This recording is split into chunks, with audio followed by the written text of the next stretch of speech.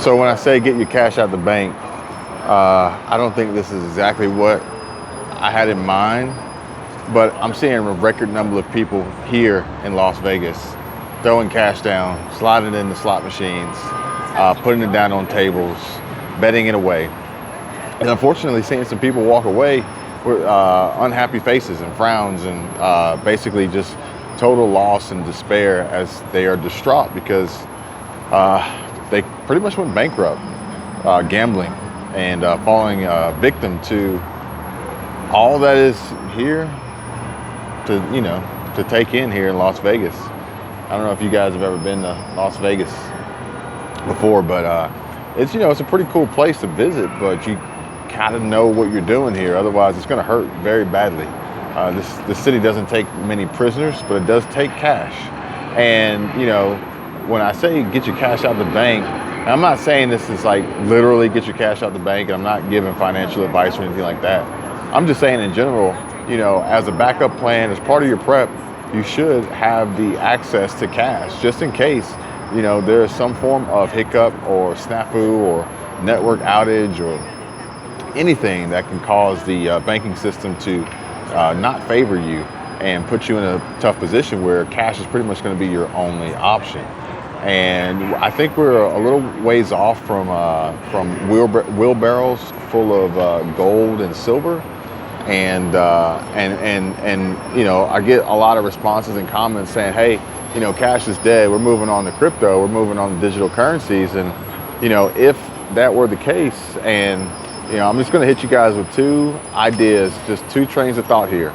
If that were the plan today, tomorrow, and cash is pretty much dead, then number one, you would be able to bet cryptocurrencies here in Vegas at the blackjack table, at the roulette table, at the Texas Hold'em table. You would be able to, and you're not able to. I don't even know if there's anywhere here where you can convert cryptocurrency into any cash or any form of currency that would be accepted by any casino. I could be wrong, but I haven't seen any kiosks or machines or tellers that would allow that. And number two is if cash was dead, then these casinos, they wouldn't take it. There's no way that these casinos would be building up their stockpile of cash on something that's going to be worthless tomorrow. So I'm not saying that it will never happen, but I'm just saying that if they're continuously taking this in and they're continuously accepting it and utilizing this to get more out of you, then I have to believe and lean on the side of that cash is going to be around for a while, and now would be the opportune time to use it to your advantage and also find more ways of generating more of it so that you can go out there and buy more ammunition, go out there and buy more food, buy more water, buy more preps, buy more goods that you can use to barter down the road that will theoretically maintain their value better than cash, as inflation will only allow those goods to increase in value as the dollar value on the currency that you hold ultimately will buy you less and less each and every day. Now, the other thing I noticed while I was here is that typically at these hotels, and we drove our van here, and we are still living the van life.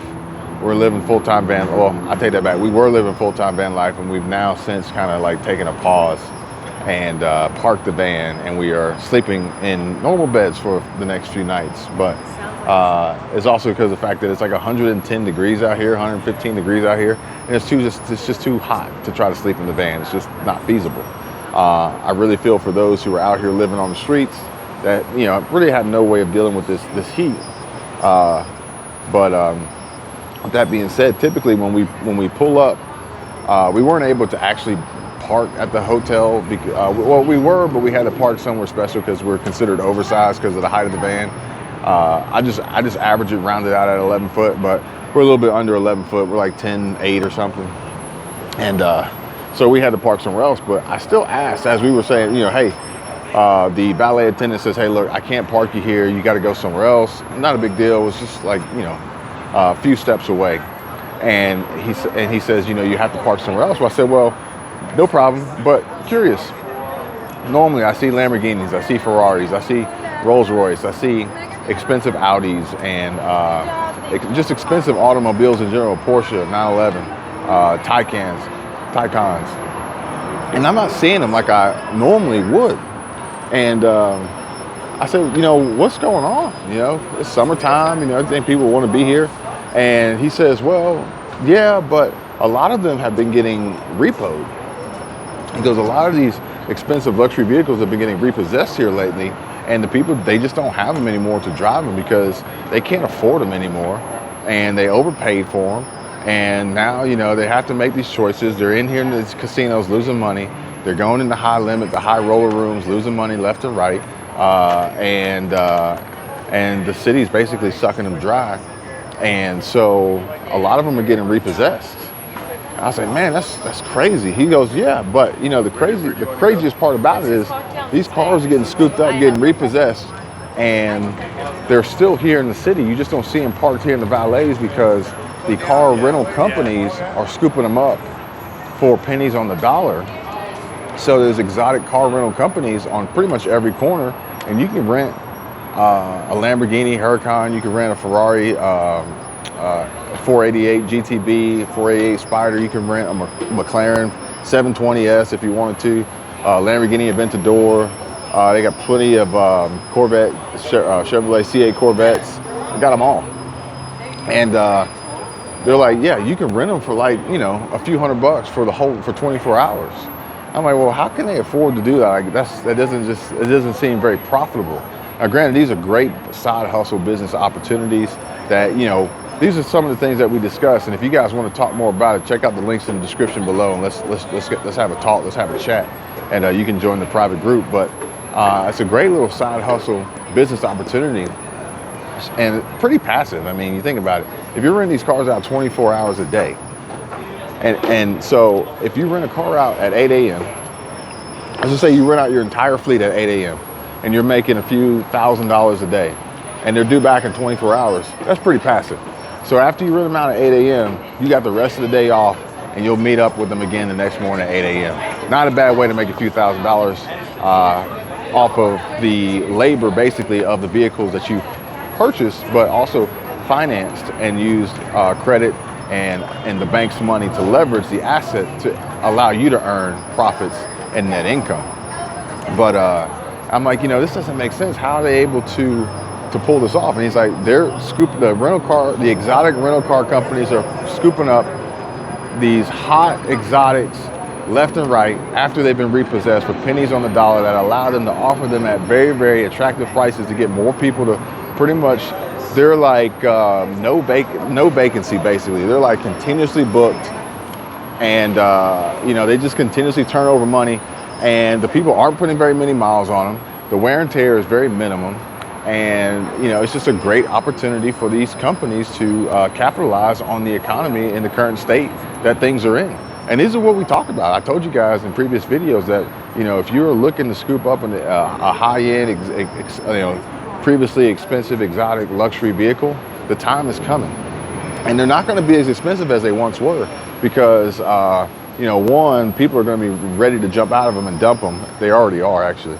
And then two, the banks are going to be like eager to unload them because the banks aren't car dealerships. The banks aren't car rental companies. The banks are banks. They like dealing with money, pretty much. They don't want to deal with the actual tangible goods that require legwork and effort.